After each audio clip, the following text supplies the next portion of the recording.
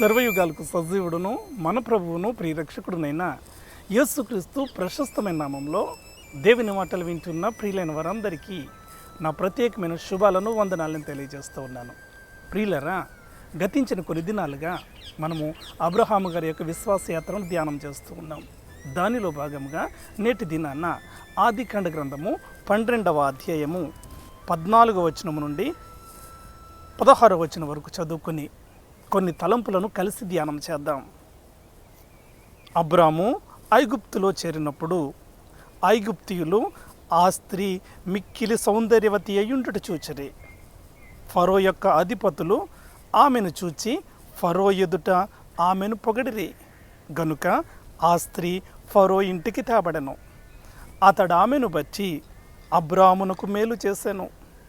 అందువలన అతనికి గొర్రెలు, గొడ్లు, మగగాడిదలు, దాసులు, పనికత్తెలు, ఆడుగాడిదలు, ఒంటెలు ఇయ్యబడెను. ప్రియులరా, అబ్రహాము గారు కనానులో ఆయనకు స్వంత నిర్ణయం చేశారు.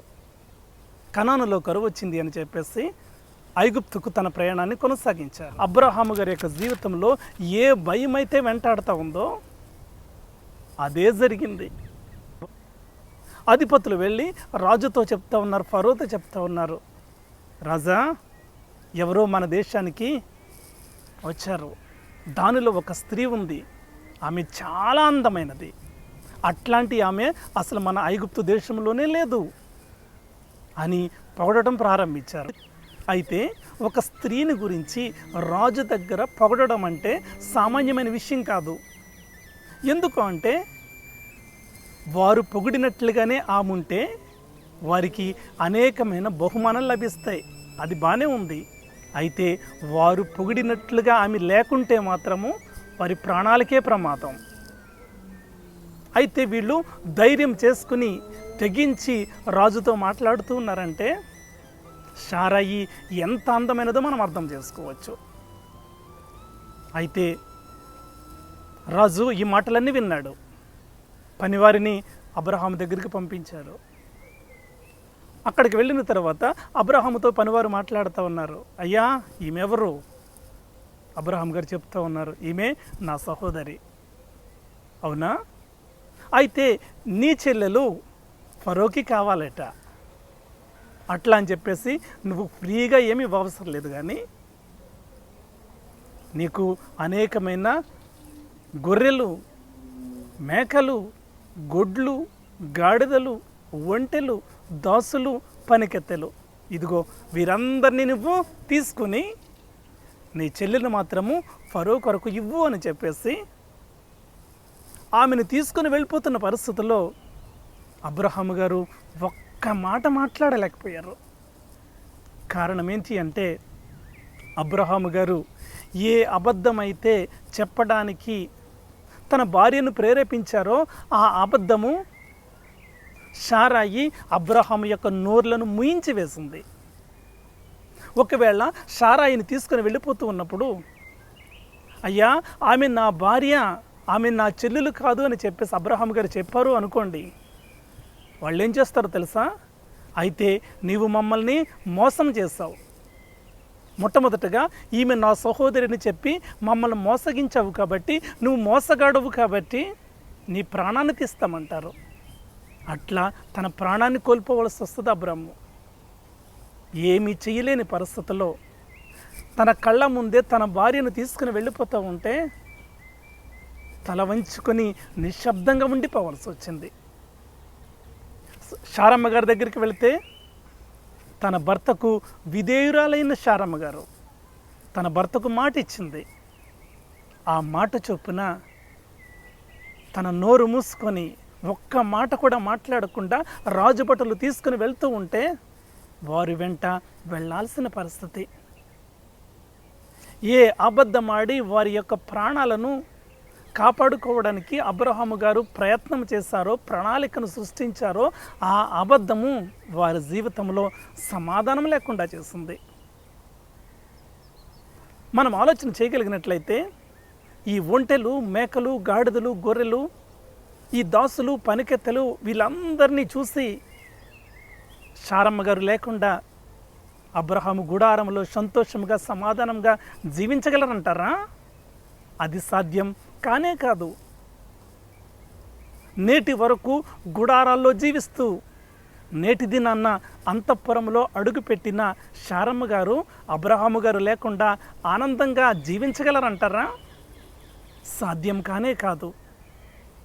అంటే అబ్రహాము గారు చేసిన స్వీయ ప్రణాళిక వీరి జీవితంలో సమాధానం లేకుండా చేసింది, సమస్యలను కొని తెచ్చింది. దేవునిని పక్కన పెట్టి నీవు చేసే ఏ ప్రణాళిక అయినా సరే అది నీ జీవితానికి సమస్యలే, అది నీ జీవితానికి అసమాధానమే. తన భార్యను బట్టి అబ్రహాము గారు మేలును ఆశించారు. ఫరో కూడా అతనికి మేలు చేశాడు. అట్లా అని చెప్పేసి అబ్రహాము గారు ఆశించిన మేలు ఇదేనా? ఏ భర్త అయినా కానీ తన భార్యను తీసుకుని వెళ్ళి గాడిదలు, మేకలు, గొర్రెలు కావాలని చెప్పేసి కోరుకుంటారా? అబ్రహాము గారు ఆశించిన మేలు ఇదేనా అంటే కానే కాదు.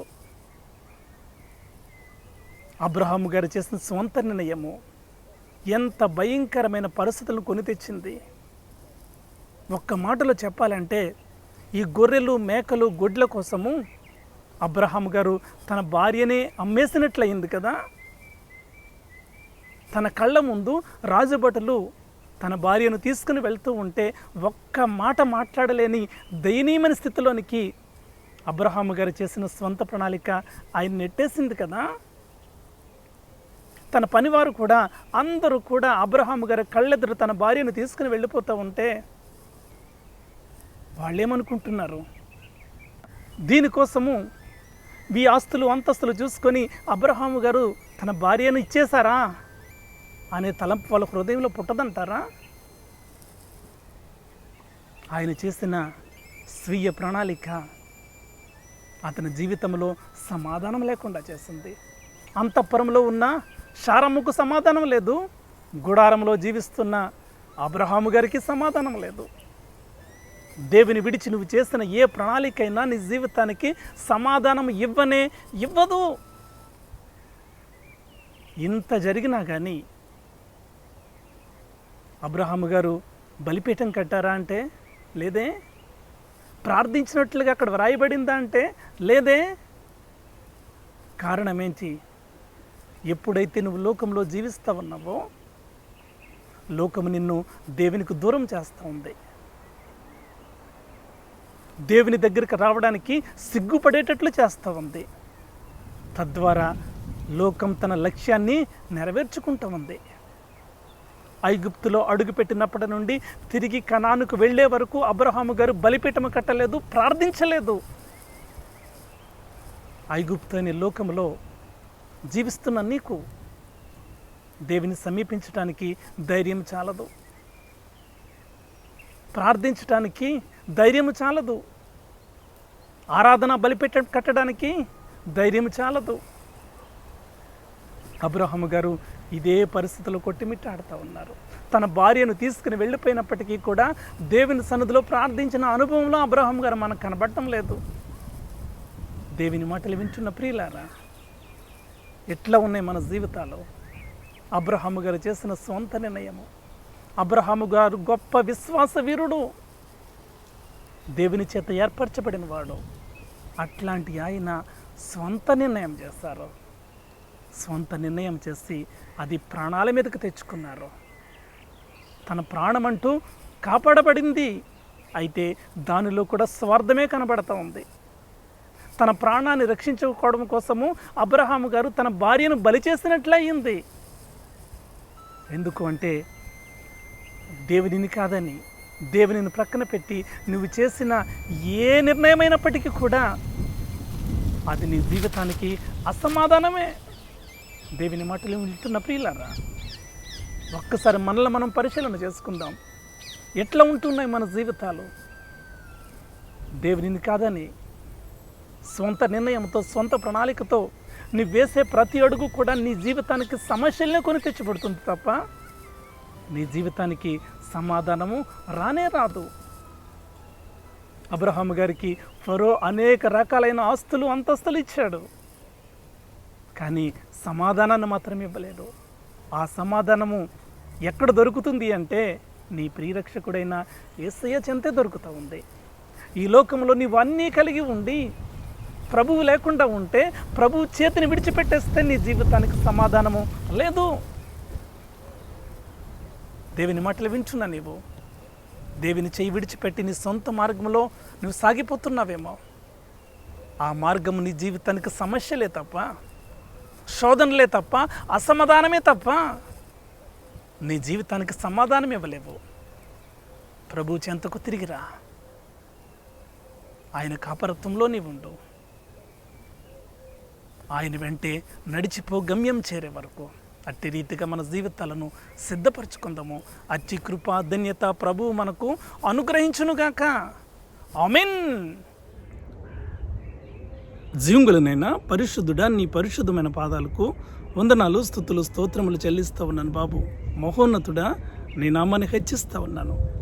అబ్రహాము గారి జీవితం ద్వారా మీరు మాతో మాట్లాడుతున్న విధానాన్ని బట్టి నీకు వందనాలు, స్తుతులు, స్తోత్రములు చెల్లిస్తూ ఉన్నాను బాబు. నాయన, మా స్వంత ప్రణాళికను నెరవేర్చడం కోసం నాయన ప్రభా నీ చేతిని విడిచిపెట్టి సమాధానాన్ని కోల్పోయి సమస్యలు కొని తెచ్చుకుంటూ ఉన్నాం. అబ్రహాము గారి జీవితం ద్వారా లోతైన పాఠాలు మీరు నేర్పిస్తూ ఉన్నప్పుడు నాయన మమ్మల్ని మేము సరిచేసుకుంటూ ఈ లోకయాత్రలో నాయన ప్రభా నీ అడుగు జాడల్లో సాగిపోయే ధన్యత మీరు మాకు అనుగ్రహించమని చిన్ని ప్రార్థన యేసుక్రీస్తు ప్రశస్తమైన నామంలో స్తుతించి అడిగి వేడుకొనుచున్నాను పరమ తండ్రి. ఆమేన్.